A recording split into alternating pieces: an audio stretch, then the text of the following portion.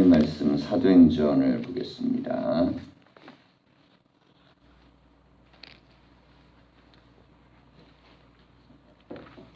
1절에서 11절까지 말씀을 교독하겠습니다. 사도행전 1장 1절에서 11절. 데오빌로요, 내가 먼저 쓴 글에는 무릇 예수께서 행하시며 가르치시기를 시작하신부터 그가 택하신 사도들에게 성령으로 명하시고 전하신 날까지의 일을 기록하였노라. 그가 고난받으신 후에 또한 그들에게 확실한 많은 증거로 친히 살아계심을 나타내사 40일 동안 그들에게 보이시며 하나님 나라의 일을 말씀하시니라. 사도와 함께 모이사 그들에게 분부하여 이르시되 예루살렘을 떠나지 말고 내게서 들은 바 아버지께서 약속하신 것을 기다리라. 요한은 물로 세례를 베풀었으나 너희는 몇 날이 못되어 성령으로 세례를 받으리라 하셨느니라. 그들이 모였을 때에 예수께 여쭈어 이르되 주께서 이스라엘 나라를 회복하심이 이때니까 하니 이르시되 때와 시기는 아버지께서 자기의 권한에 두셨으니 너희가 알 바 아니요 오직 성령이 너희에게 임하시면 너희가 권능을 받고 예루살렘과 온 유대와 사마리아와 땅끝까지 이르러 내 증인이 되리라 하시니라. 이 말씀을 마치시고 그들이 보는데 올려져 가시니 구름이 그를 가리워 보이지 않게 하더라. 올라가실 때에 제자들이 자세히 하늘을 쳐다보고 있는데 흰옷 입은 두 사람이 그들 곁에 서서 함께 읽겠습니다. 이르되 갈릴리 사람들아 어찌하여 서서 하늘을 쳐다보느냐. 너희 가운데서 하늘로 올려가신 이 예수는 하늘로 가심을 본 그대로 오시리라 하였느니라. 아멘. 인사하겠습니다. 말씀 안에 복된 하루가 되십시오. 예, 오늘 우리가 함께 시작하는 사도행전은 누가가 썼던 누가의 2편의 편지입니다. 누가복음 1편이고 사도행전이 2편에 해당되는 내용인데요. 수신자는 데오빌로 이렇게 되어져 있는데 이게 특정인을 이야기하는 것이 아니고 하나님을 사랑하는 그런 이제 존귀한 자를 뜻합니다. 그래서 이제 성경이 일정량은 예수 그리스도의 고난과 부활, 승천까지를 누가복음에서 이제 다루고 이번에 이제 교회가 어떻게 시작되어서 오늘날까지 자리를 잡았는지에 대한 이야기를 편지로 쓰게 되었습니다. 자, 이 메시지가 성경이 이렇게 기록되고 남아있다는 건 우리에겐 굉장한 은혜입니다. 적어도 예수님의 탄생부터 그리고 교회의 이 확장까지 이 모든 것을 다룬 것은 누가의 기록이 성경이 유일합니다. 이제 복음서가 대부분 예수님의 부활까지 다루고 나머지는 이제 서신서를 바울이 감당하는 방식을 이렇게 쓰는데 누가복음만큼은 이 모든 것들을 다 포괄하고 있습니다. 자, 우리가 이제 2절 보면 그가 택하신 사도들에게 성령으로 명하시고 승천하신 날까지 이를 기억하였노라. 그가 고난받으신 후에 또한 그들에게 확실한 많은 증거로 친히 살아계심을 나타내사 40일 동안 그들에게 보이시며 하나님 나의 일을 말씀하시니라 그랬습니다. 자, 예수님께서 부활하셔서 40일 꽉 채워가지고 완벽한 숫자 이게 40인데요. 충분한 시간을 가지고 제자들을 만나시고 말씀을 전해주셨다. 그런 뜻입니다. 그리고 나서 사도와 함께 모이사 그들에게 분부하여 이르시되 예루살렘을 떠나지 말고 내게서 들은 바 아버지께서 약속한 것을 기다리라 그랬어요. 자, 이것이 이제 마지막으로 예수님께서 제자들에게 하신 말씀인데요. 예루살렘을 떠나지 마라. 자, 이게 떠날 만한 이유들이 사람들에게 다 있을 수 있죠. 이유는 이들의 근거지가 예루살렘이 아닙니다. 이 사람들은 갈릴리 사람들이에요. 그러니까 6월절에 올라와서 사실은 빨리 명절 마치고 내려갔어야 되는데 지금 예수님 사망 사건이 6월절에 있었죠. 그리고 부활하시고 나서 40일이 지났습니다. 근데 이 건장한 남자들이 기본적으로 자기 생계들을 유지를 계속 하지 않고 또 나름대로 뭐 지원할 수 있는 사람들이 이렇게 넉넉하지 않은 상태에서 40일 동안을 이 지역에서 이렇게 살아간다는 것도 쉬운 일이 아닌데 예수님은 거기다 더한 요구를 하셨어요. 너희에게 약속하신 이가 오기 전까지는 여기를 떠나지 말라 그럽니다. 자, 그러면 미래가 굉장히 불투명해집니다. 지금 뭐 일할 수 있는 것이나 또 뭐 생활의 근거나 여러 가지가 굉장히 불확실한 상태에서 예수님께서는 갈릴리도 아닌 예루살렘에 더 오래 있으라 그랬어요. 차라리 갈릴리에 가서 기도를 해라. 그러면 훨씬 더 이 사람들에게 좋습니다. 근데 그렇게 안 하시고 예루살렘을 떠나지 말라 그랬어요. 이것은 예루살렘이 복음의 출발점이 되고 그리고 하나님의 역사의 시작이 되는 장소이기 때문에 개인적으로 너희들이 사정이 있더라도 이 자리를 지키라는 것입니다. 자, 이것은 무엇을 의미하냐면 성도는 있어야 될 자리가 있다는 거예요. 자, 그런데 있어야 될 첫 자리가 뭡니까? 이게 기도하는 자리입니다. 기도하는 자리에 자기가 있으므로 그래서 성령이 그를 통해서 일하도록 그 출발점의 자리에 잘 있어야 된다는 거죠. 자, 우리가 달리기를 합니다. 100m 달리기를 하면 가장 중요한 게 뭘까요? 출발점에서 정확하게 출발을 하는 것입니다. 여기에 실패하면 아무리 잘 달려도 실격이에요. 이 사람 먼저 튀어나가도 안 됩니다. 그리고 나중에 또 가다 보면 늦겠죠. 그러니까 자기 자리를 정확하게 잡으려고 최선을 다합니다.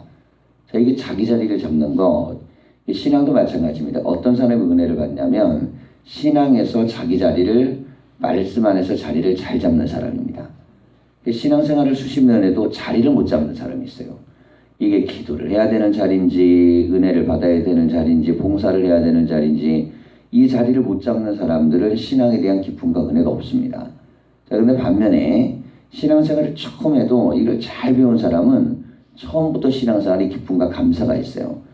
자리매김, 이게 굉장히 중요하다는 것입니다.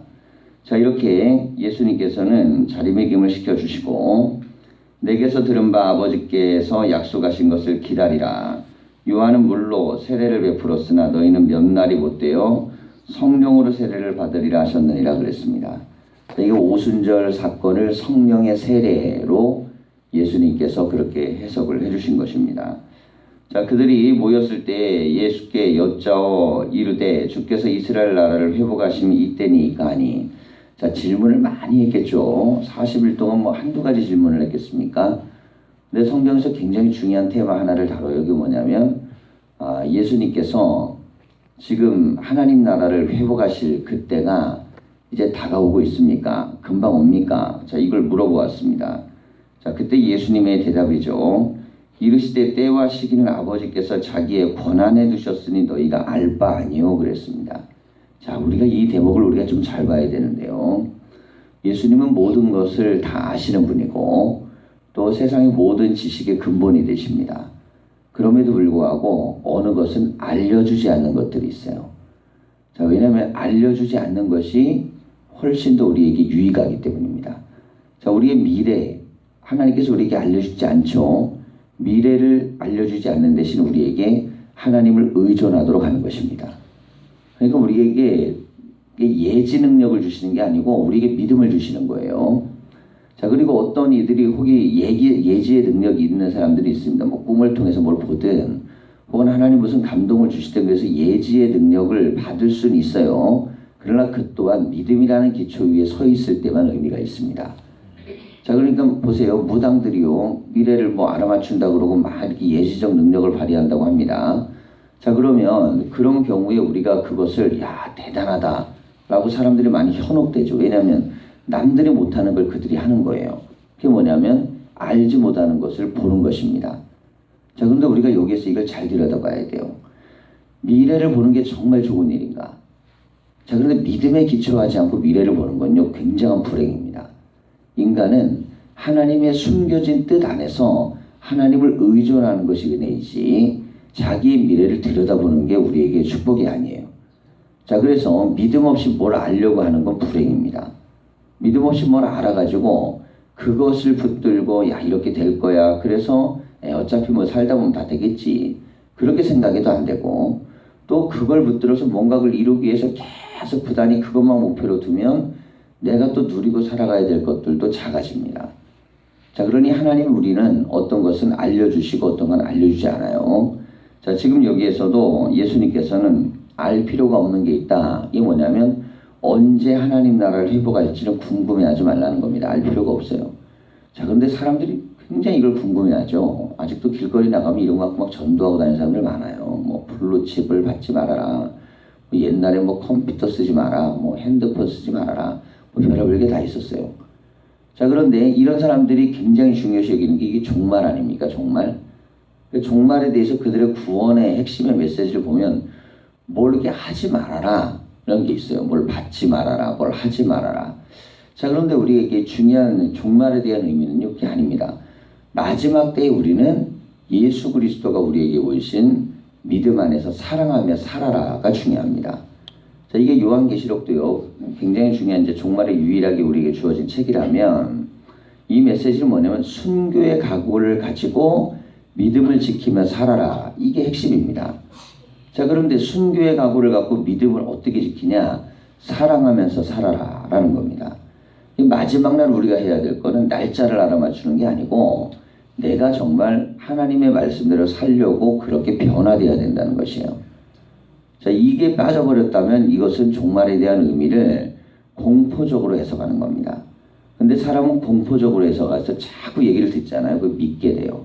불안을 자극시키고 공포를 자극하고 두려움을 자극하고 그리고 나서 그 다음에 그 사람들이 하는 행위를 보면 돼요. 저들이 정말 저렇게 세상이 망한다 그러고 뭐 끝장난다 그러고 별의별 일이 다 있다고 하는데 도대체 지금 무엇을 하고 있느냐. 그럼 이렇게 첫 번째 얘기하죠. 지금 마지막 때이기 때문에 다른 거 다 집중할 때가 아니다. 오직 복음을 증거하는 데 애써라. 자, 오직 복음을 증거하는 데 애쓰는 것은 그 우리 모두의 몫입니다. 그거는 예수님 부활 승천 하실 때부터 지금까지 다 똑같아요. 근데 오직 복음을 증거한다는 건 생계를 내팽개치고 아무것도 안 한다는 뜻이 아니고 우리의 삶에서 마땅히 우리가 해야 될 바들을 해나가면서 복음을 중심에 놓고 살아야 된다는 말씀이에요. 자, 그리고 두 번째는 무엇이냐면 그들이 강조하고 주장하는 것들이 뭐냐면 물질과 연관되어 있는 경우들이 많습니다. 자, 이게 종말을 강조하는데 물질을 강조해요. 자, 그러니까 사람들한테는요, 종말의 때니까 물질이 뭐 필요하냐. 그러니 모든 물질을 이걸 헌금으로 바쳐라. 여기서부터는 이게 사기 행각이 되는 거예요. 이런 물질은 종말을 강조해서 바치는 게 아닙니다.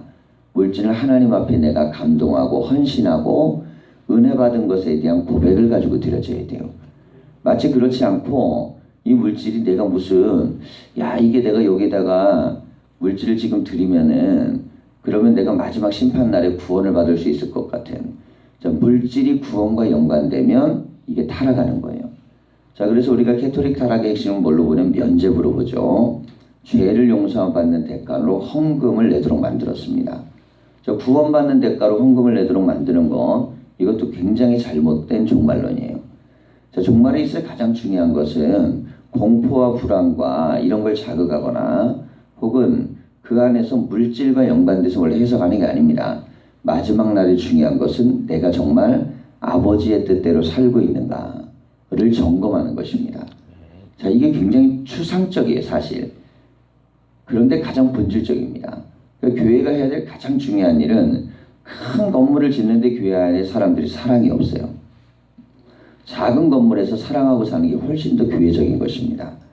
자, 이게 신앙에 있어서 원리에 대한 부분들은 이 초대교회는요, 얼마나 큰 건물이 있느냐, 얼마나 넓은 땅을 가지고 있느냐는 관심이 없었어요.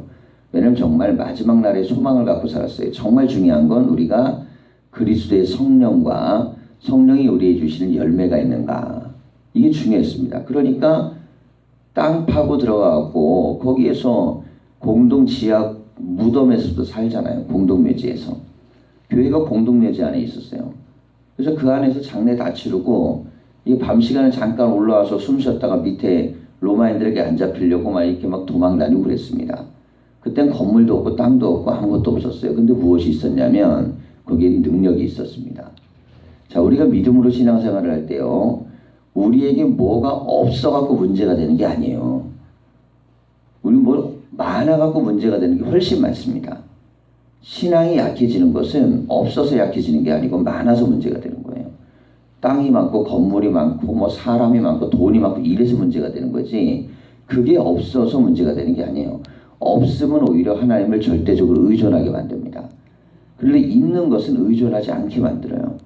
자, 우리가 지금 이 말씀을 보면 제자들에게요. 야, 땅 사라, 건물 사라, 뭐 이렇게 주차장 넓혀라 이런 걸 얘기하신 게 아니고 너희는 오직 성령이 너희에게 임하시길 위해 기도해라. 그리고 그 권능을 가지고 살아가라고 말씀하셨습니다. 자, 우리가 어떤 공간에 들어가 있냐? 뭐 수천 명, 수만 명 모이는 교회 다니는 교인들이 있어요. 자긍심이 대단하죠. 뭐 작은 교회 다니는 교인을 만나면 굉장히 어깨 피고 다닙니다. 근데 그것이 하나님이 보시기에 그렇게 큰 의미가 있느냐? 그건 자기들끼리 그냥 인간 세속 사회에서 비교하는 의식이에요. 하나님이 보시기에는 그 안에 성령이 있는가? 그 안에 믿음이 있는가? 그 안에 사명이 있는가가 중요합니다.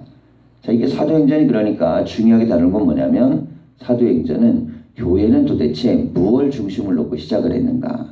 교회는 있어야 될 자리에서 은혜를 받고 성령의 역사로 시작됐다는 것입니다. 성령 안에 이제 말씀의 능력이 시작되는 것이죠. 자, 그러면서 관심 갖지 말아야 될 거 신경 쓰지 말라는 겁니다. 그럼 정말 신경 써야 될 것이 무엇이냐? 8절 이야기인데요. 오직 성령이 너희에게 임하시면 너희가 권능을 받고 예루살렘과 온 유다와 사마리아와 땅끝까지 이르러 내 증인이 되리라 하시니라. 자, 우리 교회가 이제 이 사도행전을 새벽부터 해나가면서 굉장히 중요한 메시지들을 우리가 들으며 갈 겁니다. 우리에게 정말 중요한 게 뭔가? 우리에게 정말 중요한 건 성령의 은혜를 강하게 체험하는 교회가 되는 것입니다. 자, 이런 은혜가 있어야 돼요. 그래서 오직 성령이 우리에게 임하셔야 됩니다. 다른 요소가 교회를 움직이면 안 돼요. 교회는 성령이 역사하시고 성령이 운행하시고 성령이 이끌어가는 교회가 돼야 되는데 이건 간절히 사모하고 그걸 구하는 자들에게 이루어진 역사입니다. 그러니까 우리가 성령을 많이 구해야 됩니다. 하나님의 영의 역사가 일어나도록 하나님의 능력이 나타나도록. 자, 그래서 성령이 나타나서 하셔야 될 일이 뭡니까? 우리가 증인이 되는 정도까지 성령이 역사하시도록. 자, 이게 주님이 지금 가르치는 기도 제목이에요. 성령을 구해라. 그리고 성령 받으면 복음을 전할 수 있도록 해달라고 기도해라. 자, 이것이 핵심입니다. 뭐 대단한 것들을 많이 가르치진 않았어요. 자, 이 말씀을 마치시고 그들이 보는데 올려져 가시니 구름이 그를 가리워 보이지 않게 하더라. 올라가실 때 제자들이 자세히 하늘을 쳐다보고 있는데 흰옷 입은 두 사람이 그들 곁에 서서 이르되 갈릴리 사람들아 어찌하여 서서 하늘을 쳐다보느냐. 너희 가운데서 하늘로 올라오신 이 예수는 하늘로 가심을 본 그대로 오시리라 하였느니라. 자, 이 말씀은 제자들이 이제 예수님이 하늘로 올라가는 걸 마지막까지 봤어요. 그럼 얼마나 기특합니까? 그럼 천사들이 야, 니들이 그래도 마지막까지 남아서 예수님 승천을 보는구나. 참 하나님도 기뻐하실 거야.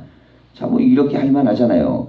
내가 언어라는 것이 어떤 관점에서 접근하느냐가 중요한데 천사가 뭐라 그러냐면 지금은 하늘을 쳐다볼 때가 아니라는 거예요. 자, 그럼 뭘 봐야 되는 거라는 것입니까? 다시 오심을 바라보라는 겁니다. 자, 하늘은 눈에 지금 보이는 것이죠. 예수님의 승천은 보이는 겁니다. 근데 천사들이 얘기하는 건 올라가신 대로 다시 오심에 대한 믿음을 가지라는 것이에요. 자, 우리가 지금 예수님이 이 하늘로 올라가시면 그 다음에 사라지죠. 제자들은 마지막 이별의 장면입니다. 그럼 눈앞에서 이제 예수님을 다시는 볼 수 없어요. 자, 그런데 이 상태에서 천사가 준 메시지는 뭐냐면 예수님의 다시 오심에 대한 믿음과 기대를 가지고 그리고 너희의 눈을 거기에 포커스를 맞추라는 것입니다. 자, 그럼 두 가지죠. 예수님은 성령을 기다리라 그랬고 천사는 마지막 날 다시 오심을 기다려라. 자, 이것이 바로 성령이 오심부터 마지막 날까지 이야기입니다. 이 제자들에게는 이제 11일에 오게 될 오순절의 역사와 그리고 이 믿음을 붙들고 마지막 심판날까지 하나님의 사명을 다하고 그리고 하나님의 능력을 행하는 그런 것들을 기대하며 살게 하시기 위해서 오늘 말씀을 주신 겁니다. 자, 교회는요, 말씀 위에 세워져야 되고 그 말씀은 성령의 능력 위에 세워져야 됩니다.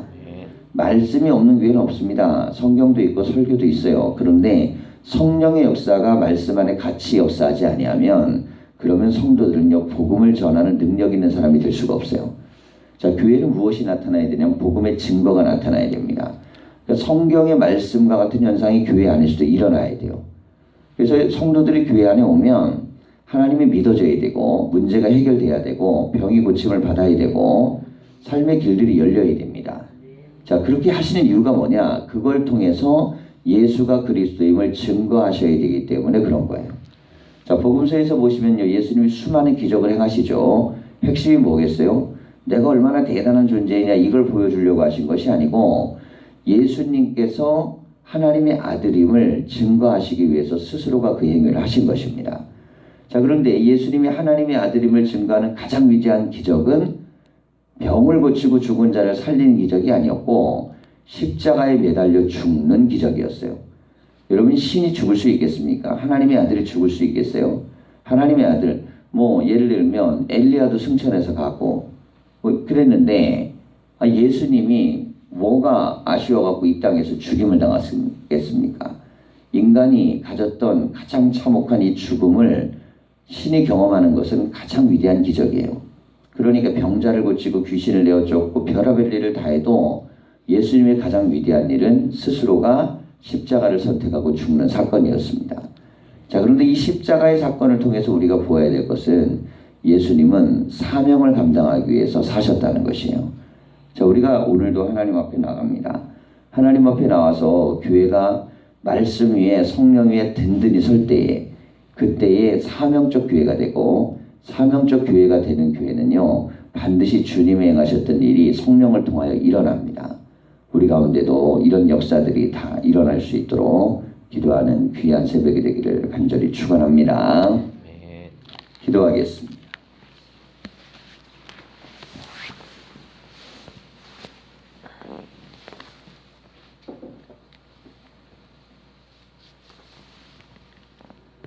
살아계신 하나님, 하나님께서 우리에게 이 새벽을 열어주시고 기도할 수 있는 제단을 쌓는 믿음을 주심을 감사합니다.